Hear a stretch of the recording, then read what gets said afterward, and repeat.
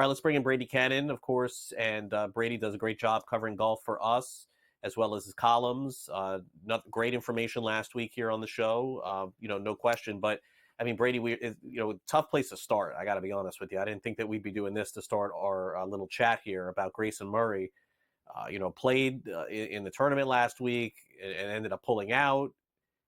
According to reports here, he committed suicide, 30 years old. My gosh, this completely shook up the PGA Tour.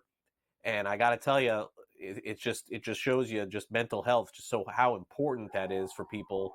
And hopefully something can be learned from this, because naturally to see the players and the broadcasters breaking down after having to announce this was not something that I thought I'd be looking at this weekend. Yeah, no, an awful story, a tragedy, and a loss of a guy that was really on the upswing of his life. He won just earlier in January at the Sony Open and talked extensively after that victory how he had struggles with alcohol and mental health and depression and anxiety, and felt that he was really turning the corner. He had been sober for about a year.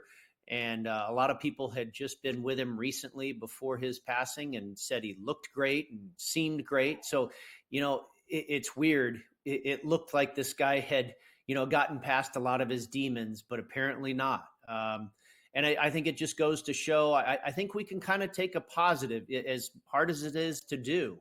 I think we have to, in our actions, turn the page and pay more attention, like you say, to mental health and realize that we just really never know what people have going on in their lives. So be more compassionate, feel free to say a kind word unprovoked. And, I think that can help people going forward. And I think these type of things, shed more light on these issues. And I hope and I believe that, it can be turned into a positive. Obviously, the PGA Tour already has, things in place where guys can go get counseling and talk to people and whatnot on the site of tour events. And this will probably only escalate those type of services. So, sometimes you have to go through tragedy to progress. And I hope that that's what's going to happen here. It's awful for his family. And I thought they handled it really well. They came out and they said what happened, and they said he would want the tournament to go on. And, I think they're taking a real positive approach to this as well and trying to turn things the other direction in light of what their son was struggling with. Yeah, really, really tough to watch the interviews from the tour players. Really, really horrific scene, unfortunately, but hopefully a positive comes out of this with mental health in the future. Meanwhile, a positive on the course, Davis Riley, who, I mean, honestly, I didn't hear anybody discuss him last week going into this tournament. Yeah. He picks up his first individual victory on the PGA Tour. Scottie Scheffler came on strong in the end, not strong enough. Is this a contender for another tournament, or is this a one-off, you think, for Davis Riley, Brady?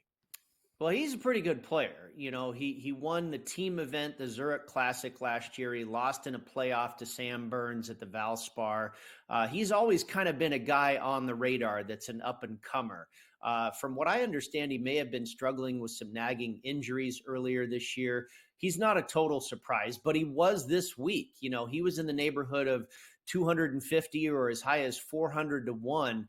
I know at BetMGM, they did not have a single ticket on him to win.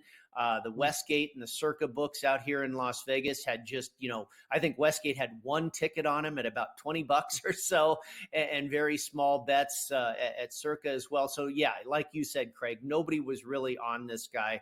The books won pretty good with him getting to the winner's circle, also having a lot of exposure on Scottie Scheffler. So it was a good week for the books. But yeah, he's you have your elite players, then you kind of have your B tier. I think he's probably a B minus, and now certainly in that B minus category, a guy we've had expectations for, and maybe this vaults him to bigger and better things going forward. All right, so we go from there to the RBC Canadian Open.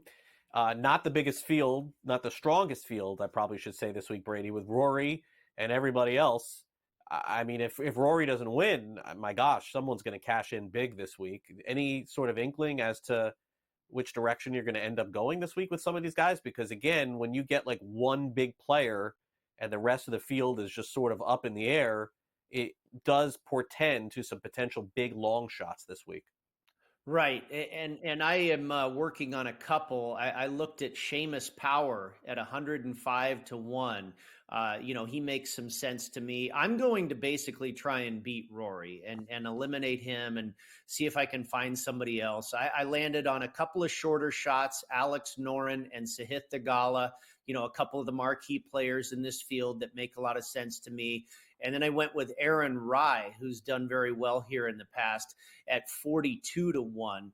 So, I'm going to leave Rory out there. He's won 2 Canadian Opens recently, and he won the last one played at this golf course. This is Hamilton Golf and Country Club in Hamilton, Ontario. They played the Canadian Open here last in 2019, and Rory won that one going away. So, it would make sense. And he's a hot player right now. He's been playing very well, but I'm going to try and find something other than him than, just one golfer at 4 to 1. I'm going to probably play a handful anywhere from 20 to 100 some to 1 and see if I can find a winner. This event is really gaining some momentum with the thrilling finish last year. Nick Taylor holding a 72-foot eagle putt in a playoff to become the first Canadian to win the Canadian Open in 59 years. And we go on a nice run here, Craig. The Memorial up next and then the U.S. Open. So this is the beginning of some real good golf going forward for the next few weeks.